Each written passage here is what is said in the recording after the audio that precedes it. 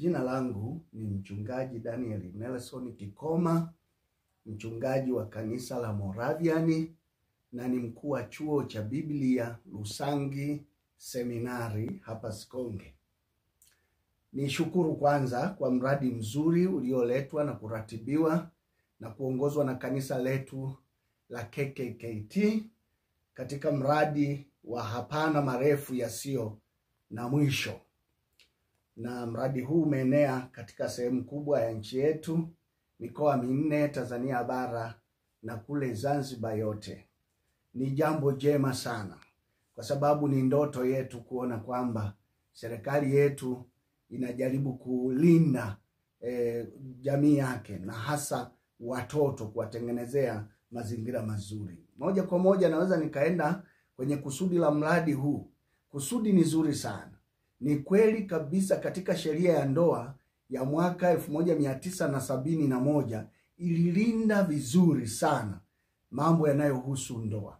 Kama tunavyojua, ndoa ni makubaliano ya watu wawili waliokubaliana kuishi pamoja kama mume na mke kwa ridhaa yao bila kushinikizwa na mtu yoyote. Kinyume cha maridhiano inakuwa sio ndoa bali ni ubakaji. Tunaamini mtoto mwenye umri chini ya miaka 14 bado tunamhesabu kuwa mtoto, ingawa kuna ukinzani wa sasa wa kisheria pia na vile vile mitazamo. Sasa hivi wanasema kijana ni kuanzia umri wa miaka 14. Si kweli.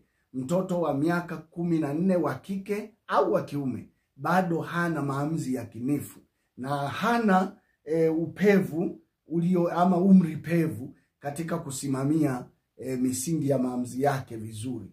Kwa hiyo anatakiwa bado awe kwenye miongozo kadhaa. Sasa mtoto wa umri wa miaka 14 kuozeshwa, kwangu mimi ni dhambi hata mbele za Mungu. Ni dhambi hata mbele za Mungu. Mtoto anatakiwa kulelewa katika njia iliyo bora na njema.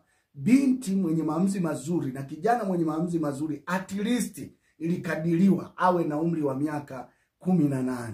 Anaweza kuwa amejua mema na mabaya, na anaweza kuwa amejua uchaguzi sahihi na usio sahihi. Kwa hiyo katika upembuzi huo tunasema huyu ni kijana, ana umri pevu, anaweza kufanya mambo yake. Lakini umri wa miaka 14 bado mtoto anaandaliwa katika elimu, namna ya kujimudu, kudhibiti hali zake, miemko yake, na hata namna ya kutengeneza future yake. Kwa hiyo unaposema kwenye umri wa miaka 14, aidha kijana wa kiume au binti au mtoto wa kike unamuozesha, unaharibu kabisa ndoto zake.